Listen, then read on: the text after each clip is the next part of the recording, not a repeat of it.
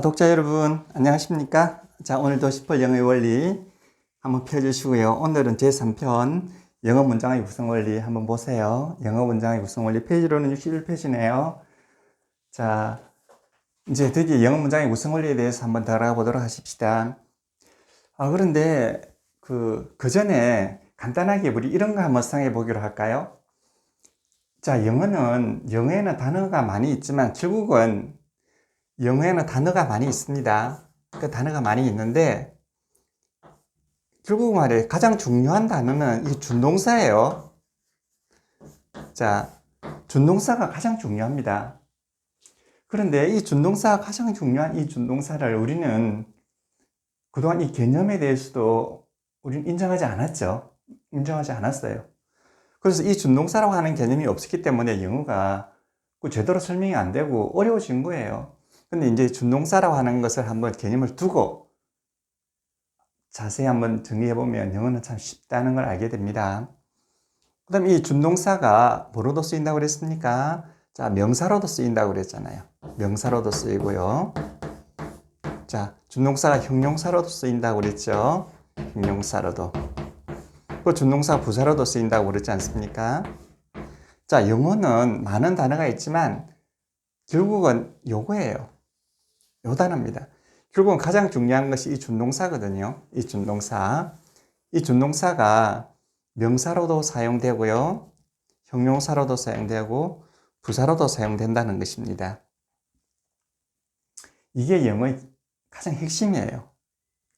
형태의 변화 없이 이렇게 된다는 거죠. 형태 변화 없이. 그러니까 준동사가 명사, 형용사, 부사로도 된다는 거죠. 요 네 개의 품사가 영어를 만들고 있는 것이죠. 네 개의 품사가 영어를 만들고 있는 겁니다. 자, 다시 한번 보세요. 자, 준동사라고 하는 것이 핵이 있어요. 준동사라고 하는 핵이 이렇게 있습니다. 이 핵이 자, 준동사로 쓰이기도 합니다. 준동사로 쓰이기도 하죠. 이것이 자, 명사로 쓰이기도 하죠. 그 다음에 형용사로도 쓰이기도 합니다. 이게 부사로도 쓰이기도 하는 거죠. 왜 그럴까요? 자, 준동사로 쓰인다는 말은 스스로가 된다는 이야기죠. 스스로가 되면 이게 준동사고요. 자, 스스로 대신에 주어나 목적어가 되면 명사라는 거죠. 그 다음에 형용사로 쓰인다는 것은 자, 명사를 묘사해 주는 것, 수식해 준다고 할 수도 있죠. 명사를 묘사해 주는 것이 형용사예요. 자, 그러면 부사는 뭘까요? 준동사와 명사만 있으면 문이 완성은 되지만 좀 단조로울 거예요. 문이 아주 단조로워질 거예요. 그런데 형용사가 있음으로써 명사를 묘사해 주니까 좀 더 폼이 좀 나게 되겠죠. 명사를 이렇게 수식해 주고 묘사해 주니까. 그런데 이 부사라고 하는 것이 들어가지고 정말 문을 좀 풍성하게 만들어 줄 수가 있는 거죠. 이 부사는 준동사, 형용사, 명사, 그리고 또 다른 부사를 이렇게 수식해 주면서 뜻을 아주 풍부하게 해주고 있어요. 그 부사가 나타낼 수 있는 뜻이 이 정도를 나타내는 거예요. 정도. 요것들의 정도가 어떠냐. 정도를 나타내 주고요. 근거를 나타내 주죠. 이것들의 근거는 왜 이러냐. 근거를 나타내 주죠. 그 다음에 얘들의 때를 나타내 주는 언제 그러냐. 또 원인, 왜 그러냐, 원인. 자, 등등등등 있습니다. 이 모든 것을 이렇게 표현해 주면서 또 다른 예를 갖다가 이렇게 수식해 주는 것. 요러요러한 내용으로 수식해 주는 것이 바로 부사입니다. 그런데 이것이 이 준동사라고 하는 놈이 요 네 가지를 다 알아서 한다는 이야기죠. 우리나라 말은 조사가 있지 않습니까? 조사가 있어서 준동사일 때는 뭐뭐이다 이렇게 하고요. 명사일 때는 주어가 될 때는 뭐뭐시 뭐뭐가 이렇게 하고 목적어일 때 뭐뭐을 이렇게 하지 않습니까? 또 형용사 뭐뭐 하는 부사는 뭐뭐 하게 이렇게 되는데 영어는 그렇지 않죠. 영어는 하나의 준동사가 위치에 따라서 다 각각 역할을 해낸다는 거죠. 그게 아주 큰 차이점이에요. 그 차이점입니다. 자, 이런 구조를 머릿속으로 한번 잘 심어두세요. 이제 조금 더 이제 우리가 영어를 좀 더 풍부하게 한번 배워봅시다. 자, 그런데 이 하나의 단어가 준동사가 될 수도 있죠. 그런데 두 개 이상의 단어가 모여가지고 하나의 준동사가 될 수도 있어요. 두 개 이상이 모여서. 그러니까 하나의 단어가 준동사가 될 수도 있고 두 개 이상 단어가 모여가지고 또 하나의 준동사가 될 수도 있어요. 그걸 갖다가 단어와 구분해서 구라고 하는 거예요. 구라고 하는 것은 단어들이 모여서 하나의 준동사가 되는 거죠. 원래는 하나의 단어가 하나의 준동사가 되는 거죠. 이게 아주 단순한 언어죠. 그 다음에 조금 더 이제 복잡해지고 복잡해진다기보다도 좀 넉넉해지고 풍성해지는 거죠. 풍성해지면 두 단어 이상이 모여가지고, 두 개 이상이 모여가지고 하나의 준동사가 되면 될 수가 있어요. 이런 걸 갖다가 우리가 요거는 그냥 단어가 준동사 되면 그냥 준동사라고 그러고, 구가 준동사가 되면 이거는 준동사 구라고 그러죠. 명사도 마찬가지. 하나의 단어가 명사가 될 수도 있고요. 구가 명사가 될 수 있어요. 그러면 구가 명사가 되면 이건 명사 구라고 그러죠. 자, 하나의 단어가 형용사가 될 수 있고 두 개 이상의 단어가 모여서 하나의 형용사가 되면 이것도 구라고 그러죠. 이걸 형용사 구라고 그러고, 부사도 마찬가지예요. 구라고 그러죠. 자, 다시 한번 말씀드리면 하나의 단어가 모여서 하나의 준동사가 되면 준동사, 두 개 이상의 단어가 모여서 하나의 준동사가 되면 이거는 구라고 그래요. 준동사 구라고 그러죠. 그런데 이 구 중에서 말이에요. 그 중에서 두 개 이상의 단어가 모였는데 우연히 이 구가 문장 주어 플러스 문장 서술어의 관계가 된단 말이에요. 이런 걸 갖다가 우리가 특별히 절이라고 그래요. 절이라고 하는 것은 구의 일종인데, 즉 두 단어 이상이 모여서 하나의 품사가 되는 건데, 특별히 두 단어 이상이 모였는데 보니까 여기에 구라고 하는 것은 문장 주어 플러스 문장 서술의 관계가 있는 거죠. 단순 주어가 아니에요. 시간이 들어가는 거예요. 시간이 들어가는 것, 문장 주어 플러스 문장 서술어의 관계가 되면 이걸 우리가 절이라고 부르는 거죠. 자, 그러니까 이제 하나의 단어가 준동사가 되었다가 두 개의 단어가 준동사가 되었는데, 그 다음에는 두 개의 단어가 준동사가 된 구 중에서 특별히 보니까 주어 플러스 서술의 관계가 있더라 이거죠. 그럼 이걸 우리가 절이라고 부르는 거죠. 그래서 단어와 구와 절이 이제 영어를 좀 더 풍성하게 만들어주고 있는 거예요. 근데 결국은 마찬가지입니다. 결국은 분사가 준동사, 명사, 형용사, 부사밖에 없는데 이게 하나의 단어냐, 두 개 이상의 단어냐? 자, 두 개 이상의 단어가 모여서 이거 S와 P, S 플러스 P의 관계가 되느냐, 안 되느냐, 이런 겁니다. 자, 이 점 간단하죠? 자, 다 이해를 하셨을 겁니다. 그런 말이에요. 이런 경우를 한번 볼까요? 자, 단어와 플러스 단어가 이렇게 단어가 모아지는 거죠. 또 구 플러스 구가 이렇게 되는 거죠. 구가 된다. 또 절과 절이 이렇게 모아지는 거지. 절과 절이. 자, 절과 절이 이렇게 모아져요. 그러면 단어와 단어가 이렇게 두 개가 겹치면 어떻게 될까요? 두 개를 연결해 줘야 되지 않겠습니까? 자, 구와 구가 두 개가 이렇게 연결되면 연결을 해 줘야 되지 않겠습니까? 절과 절도 이렇게 연결해 줘야 되는 거죠. 서로 분리시켜 놓을 수가 없잖아요. 그렇죠. 분리시켜 놓을 수가 없는 거죠. 그런데 이렇게 모아진다고 해서 이 두 개가 위상이 다르면 관계없어요. 이 단어하고 이 단어가 서로 위상이 다르다. 얘는 주어고 얘는 목적어다. 그럼 위상이 완전히 다르지 않습니까? 둘 다 여기 주어고 목적어고 이러면 둘 다 위상이 완전히 달라버려요. 그러니까 얘는 연결을 해줄 필요가 없는 거죠. 만약 둘 다 주어다. 그러면 연결을 해줘야 되는 거예요. 둘 다 위상이 똑같기 때문에. 위상이 다르면 꼭 계층이 있기 때문에 연결 안 해줘도 그 계층 구조가 되는 거죠. 계층 구조가 되는 겁니다. 자, 이런 걸 보세요. 만약에 그녀는 lived, 이거는 살았습니다 이런 뜻이거든요. virgin 그러면 자, lived는 살았다 이런 뜻이에요. 그럼 P 아니겠습니까? P 문장 서술어죠. a virgin 이러면 한 사람의 처녀란 뜻이에요. 이거는 한 사람의 처녀다, 처녀이다 이런 뜻이죠.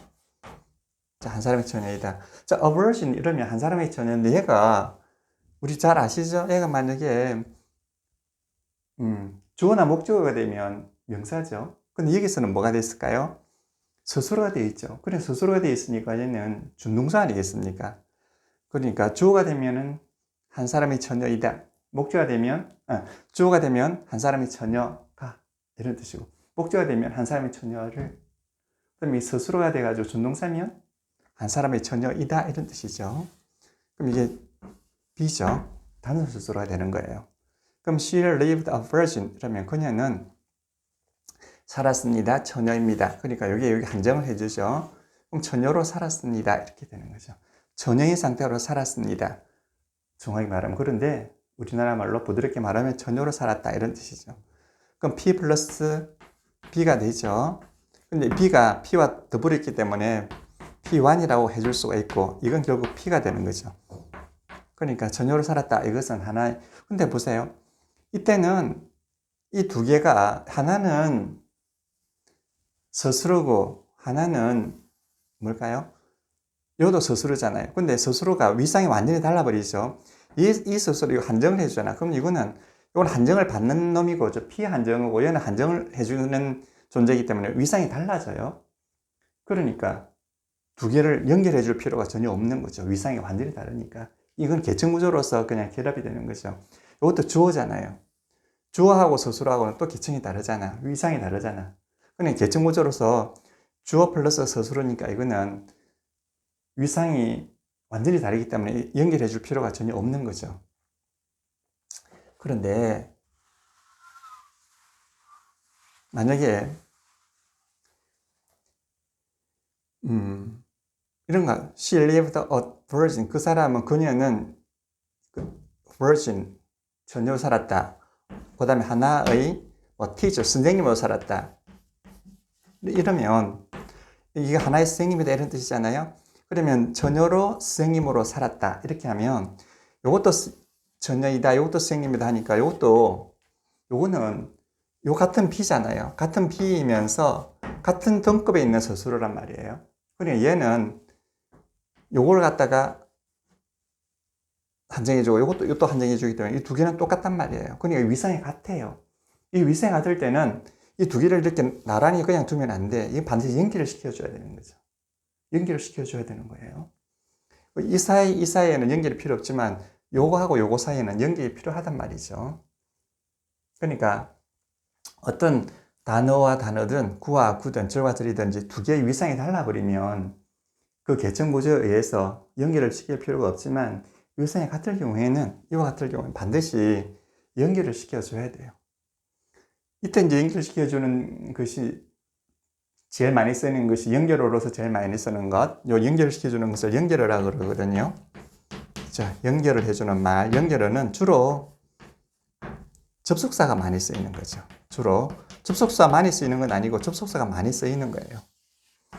우리가 알고 있는 접속사 한번 해볼까요? and 아니겠습니까? 그리고 그러면 and가 virgin teacher 그러니까 이건 A and B 이러면 A 그리고 B다 이런 이야기죠. 그럼 요 A 단어와 B 단어 또는 A구와 B구 A절과 B절을 연결시켜 주는 거죠. 자, virgin 처녀로 선생님으로 살았다. 선생님으로 살았다. 처녀로 살았다. 이런 뜻이죠. 자, 이와 같이 위상이 다르면 연결어로 연결을 해줄 필요가 없지만 위상이 같을 때에는 이렇게 연결을 시켜줘야 돼요. 연결시켜주는 말을 연결어라고 그러는데 연결어로서 주로 쓰이는 것이 우리가 말하는 접속사예요. 접속사. 근데 접속사가 연결어지만 접속사만이 연결어가 되는 건 아니에요. 또 하나가 더 있어요. 자, 이렇다는 관계를 한번 알아봐 주십시오. 자, 그러니까 단어와 단어가 서로가 위상이 같을 때는 반드시 여기 이 사이에는 어떻게 접속사로서 연결을 시켜줘야 되는 거죠. 근데 단어와 단어, 구와 구를 연결할 때는 반드시 접속사 연결을 시키는 건데 절과절용일 때는 접속사 외에 또 다른 것이 있습니다. 그게 바로 뭐냐면 의문사예요. 의문사는 절과절을 연결시킬 수가 있어요. 그거는 조금 더 이따가 한번 이야기해 보도록 하십시다. 자, before 한번 볼까요? before. 이거는 말이에요. 뭐뭐 앞에 있다 이런 뜻입니다. 뭐뭐 앞에, 뭐뭐 이전에 있다 이런 뜻입니다. 뭐뭐 앞에 있다. 뭐뭐 앞에 있다 그러면 이게 준동사 아니겠습니까? 이게 준동사예요. 준동사. 뭐뭐 앞에 있다. 그러면 뭐뭐 앞에 있다. 여기 이 준동사의 목적어가 되는 거죠. before us 이라면 우리들 앞에 있다 이런 뜻이에요. before us 우리 앞에. before us 이러면 우리들 앞에 있다 이런 뜻입니다. 뭐가? 그다음 하나의 더 무시무시한 이야기 해볼까요? The tiger. 그 tiger라면 그 호랑이가 before us 우리들 앞에 있다 이런 뜻이죠. 우리들 앞에 있다. 이거는 보세요. angel 이런 거 보시면 angel 천사란 말이죠. 천사가 in us 우리들 안에 있다. 그 천사가 우리들 안에 있다는 뜻입니다. 그럼 이건 A 플러스 B 아니겠습니까? A 플러스 B. 그럼 천사가 우리들 안에 있다. 우리 엔젤리나스 커피숍 이런 뜻이죠. 자, 우리들 안에 천사가 우리들 안에 있다 이런 뜻입니다. 그러면 angel 플러스 in us. 그럼 the tiger before us 이러면 the tiger가 우리들 앞에 이런 뜻이죠. 우리들 앞에 있다. 언제? 그럼 여기 시간이 들어가죠. 그러면 지금 앞에 있다는 뜻이죠. 그럼 is 시간 나타내는 거 플러스 b는 단순수로는 p가 되는 거죠. 그럼 당연히 the tiger는 a에서 뭐로 바뀔까요? s로 바뀌죠. 그럼 a 플러스 is 플러스 b가 s 플러스 p로 바뀌는 거죠. before는 그래서 원래는 이게 준동사였어요. 이렇게 쓰이는 것. 자, after 요 반대는 말이 after 뭐뭐 다음에 있다 이런 뜻이 뭐뭐 다음에 있다. after 이것도 원시 준동사입니다. 이거는 뭐뭐 다음에 있다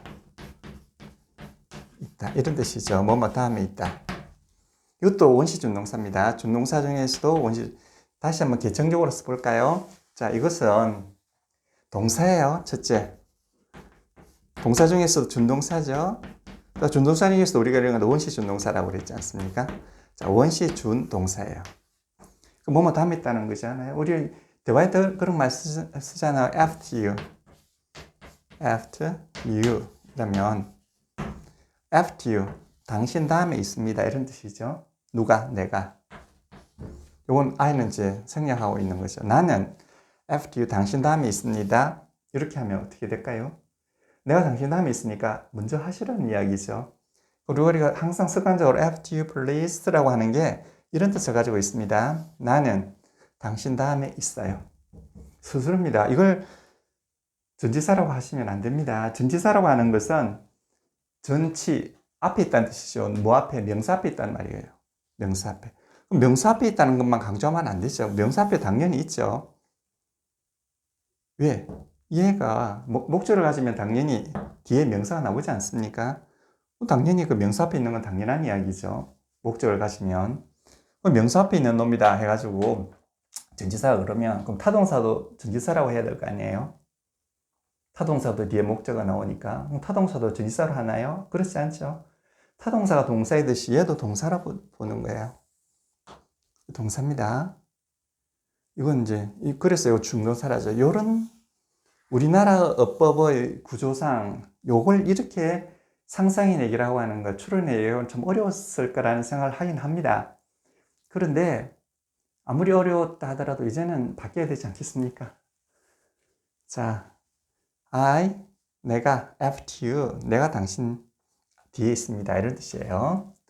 자, 요 정도의 지식을 가지고 이제 본격적으로 다 한번 해보는 거예요. knock, 두드리다 이런 뜻이죠. knock, 두드리다 이런 뜻이에요. 때리다, 두드리다, 녹하다 이런 뜻이죠. knock. 그럼 이게 원형이라고 합시다. 원형이면 앞에 to를 쓰면 어떻게 될까요? to knock, 그러니까 이거는 부정분사. 자, 우리가 부정분사라고 그랬잖아요. 줄여가지고 뭐라고요? 부정사라고 그러죠. 부정사. 부정사. 이 부정사는 뭘까요? 준동사죠. 준동사 중에서도 동사에서 나왔다 해서 이걸 특별히 우리가 동사준동사라고 하지 않습니까? 그럼 이게는 두드리고자 하다. 첫째는 의도가 들어갈 수 있겠고요. 두 번째는 추측이 두드릴 거다. 자, 세 번째는 의무가 들어갈 수도 있어요. 또 예정이 들어갈 수도 있습니다. 또 필연이 들어갈 수도 있고요. 자, 여러 가지가 들어갈 수 있는데 보통 6가지가 들어갑니다. 그럼 이때는 두드리고자 합니다. 이런 뜻도 물론 가지고 있어요. 근데 이 문장의 처음부터 끝까지 이렇게 또 훑어보면 이거는 의무라고 하는 것을 알 수 있어요. 그럼 이때는 to knock 이라면은 두드려야 한다 이런 뜻이죠. 두드려야 한다. 이거는 6가지는 자연스럽게 문맥에 따라서 정해집니다. 그럼 두드려야 한다 이런 뜻이죠. 그러면 you knock, 당신은 두드려야 한다 이런 뜻이죠. 그럼 이거 A 플러스 B 아니겠습니까? 두드려야 한다. 그럼 여기에 준동사죠. 자, 준동사를 수식하는 부사. 부사는 항상 부사가 뭐라 그랬죠? 준동사, 형용사, 명사, 부사를 이렇게 수식해 준다고 그랬잖아요. 그래서 수식은, 자, 수식한다는 거, 수식어는 비수식어의 항상 앞에 놓여야 돼요. 그 수식어 플러스 비수식어예요. 매우 예쁘다, 이렇게 매우 예쁘다, 예쁘다 매우 이렇게 하지 않죠. 그래서 수식어 다음에 항상 비수식어가 있어요. 그래 합해가지고 이거는 뭐가 됩니까? 결국은 비수식어가 되는 거죠. 근데 한정어를 보세요. 한정어는 항상 비한정어가 앞에 나옵니다. 플러스 한정어가 있어요. 그래서 한정어는 항상 비한정어를 이 뒤에서 이렇게 한정해 주는 거죠. 왜? 이게 범위가 훨씬 넓고 그 다음에 범위를 자꾸 좁혀가는 거기 때문에 뒤에 이렇게 나오는 거예요. 아까 전에 했지 않습니까? lived, 살았어요. 뭘로? a virgin 이러면 자, 처녀로 살았어 이 말이죠. 그럼 처녀입니다. 살았어요. 그럼 여기 피한정어잖아요. 여기 피한정어고 여기 한정어지 않겠습니까? 살았는데 어떻게 살았다? 처녀로 살았다 이거죠. 그럼 요거는 피한정어가 먼저 나오는 거고 여기 수식어는 비수식어가 먼저 나오는 거예요. 아니, 수식어가 먼저 나오는 거죠. 그러니까 이 준동사를 수식할 때는 항상 어떻게 순동사 앞에 이렇게 수식어가 나와요. always 하면 항상 이게 부사가 그러면 항상 knock 해야 된다. 그러니까 이 always라는 말은 부사는 아하고는 아무런 관계 없습니다. a를 수식하지 않습니다. always a를 수식하는 게 절대 아니에요. 요 부사라고 하는 것은 요 뒤에 있는 요것을 수식하는 거죠. 준동사를. 그러니까 부사는 플러스 준동사 이렇게 들어가는 거예요. 이렇게. 또 형용사를 수식할 때는 형용사 이렇게 됩니다. 또 다른 부사를 수식할 때는 부사. 또 다른 그 명사를 수식할 때는 이렇습니다. 그러니까 항상 이 수식어는 요 앞에 놓여 있는 거예요. 이거하고 이 비동사하고는 아무 관계가 없습니다. 근데 always to knock 이 전체를 갖다가 어떻게 한다? 시간을 정해주는 거예요. 여기 아는. 그걸 알아가는 것은 always to knock 이 전체를 지배하는 겁니다. 자, 그 다음에 볼까요? You come in. 자, come은 한번 볼까요? come, 오다. 이런 거죠. come. 와서 안에 있다. 이런 뜻이나 안으로 오다. 이거 똑같은 말이잖아요.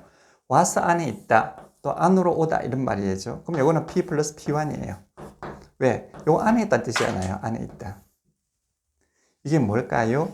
이게 원시준동사 아니겠습니까? 자, 원시준동사는 in이에요. 원시준동사. 이건 안에 있다는 뜻이죠. 뭐뭐 안에 있다 이런 뜻입니다. 안에 있다. 안에 있다. 이게 목적이 올 수도 있고 안 올 수도 있겠죠. 목적을 말해주고 싶으면 말하고 말하기 싫으면 말 안 해도 되는 거죠. 안에 있다. 이게 원시준동사입니다. 그러면 이거 볼까요? 안에 있을 거다. 이렇게 하면 will 아니겠습니까? will. 그러면 이게 의무조 동사잖아요. 자, 의미조동사가 이게 준동사하고 이렇게 결합하면 요건 안에 있단 말이고 위에 이러니까 안에 있을 거다 될까요? 안 되죠. 왜? 이거는 준동사의 원형하고 결합하지 않습니까? will은. 그러니까 항상 조동사란 말이에요. 의미조동사든지 아니면 그 시간조동사든지 어떤 거든지 조동사는 다 원형하고 결합을 하는 거죠. 그럼 in의 원형이 어떻게 될까요? be 아니 be 플러스 하면은 in의 원형이 되죠. 그럼 이 준동사의 원형이 be in이란 말이에요. 그래서 요거랑 will이 결합하면 will be in 안에 있을 거다 이렇게 됩니다. 그래서 이 준동사는 항상 어떻게 해요? 자, 비동사의 원형과 만나면 준동사의 원형이 되니까 이 준동사의 원형이 됐을 때 드디어 의미조동사와 만나서 이렇게 will be in 안에 있을 거다. 이 추측을 나타내는 이 서술어가 될 수 있습니다. 자, 그 다음에 한번 볼까요? 자, before you come in 이러면 두 개 보세요. You are always to knock. 당신은 항상 노크해야 된다 말이고요. You come in. 당신은 들어온다 이런 뜻이죠. 그럼 이 두 개예요. 그럼 요게 두 단어 이상에 모여가지고 뭐가 돼 있습니까? 절이 돼 가지고 있죠. 절이 돼 가지고 있어요. 자, 요것도 두 단어 이상에 모여서 주어 플러스 그러니까 이게 절이 돼 있지 않습니까? 절이 돼 있어요. 아까 전에 좀 전에 절과 절이 만났잖아요. 절과 절이 만나면 반드시 어떻게 해준다고요? 연결을 해줘야 된다고 그랬잖아요. 그 연결으로서 대표적인 것이 접속사라고 그랬죠. 근데 여기 보세요. before, 뭐뭐 앞에 있다는 뜻이죠. 뭐뭐 전에 있다. 뭐뭐 앞에 있다. 뭐뭐 하기 전에. 그럼 요거는 원래는 준동사였거든요. 뭐뭐 앞에 있다. 근데 이제 준동사가 뭐로 쓰입니까? 이제 접속사로도 쓰일 수 있는 거죠. 그러니까 이 접속사라고 하는 것은 대부분 먼저 준동사로 쓰이던 것이 접속사로 많이 쓰이고 있어요. 이게 이제 어의 발전이죠. 말이 발전해 나가는 겁니다. 준동사가 발전을 해서 접속사로 쓰이고 있거든요. 그래서 이거는 before는 이 전체 요 절을 연결해서 이 절에다 갖다 붙여주는 거죠. 그러니까 아까 전에 말씀드린 대로 이게 준동사가 접속사 되어 있고 이육하민이니까 당신이 들어오기 전에 이런 뜻으로 되겠죠. before가 요 전체를 절을 갖다가 이끌어 줍니다. 그 다음에 들어오기 전에 어떻게 된다? to knock 해야 된다. 이렇게 해서 앞문장 전체를 이렇게 수식해 주는 거죠. 무슨 의미를 가지고 수식해 줄까요? 앞문장에 때를 지적해 주지 않겠습니까? 네, 때를 표현하면서 앞문장을 수식해 준다고 그래서 얘는 분사로 보면 뭘까요? 부사죠. 부사예요. 부사이면서 절이 이제 부사가 돼가지고 있잖아요. 그래서 이걸 갖다 그냥 부사절이라고 하는 거예요. 쉽게. 이 전체는 어떻게 될까요? 부사 역할을 한단 말이에요. 부사 역할을 하는데 하나의 단어가 부사 역할을 하는 것이 아니고 두 단어 이상이 모여서 부사 역할을 하니까 부사구인데 특별히 주어, 문장 주어 플러스 문장 서술어가 되니까 이걸 부사절이라고 하는 거죠. 이 시간은 조금 많이 길어졌죠. 왜? 요 접속사 이야기를 하느라 좀 길어졌습니다. 그런데 뭐 간단한 문제입니다. 이제 접속사가 있든 없든 이제 모든 문장을 다 아울러서 한번 설명해 보도록 하겠습니다. 이제부터는요. 예. 네, 그러면 수고하셨습니다. 다음 시간에 또 뵙겠습니다. 네, 감사합니다.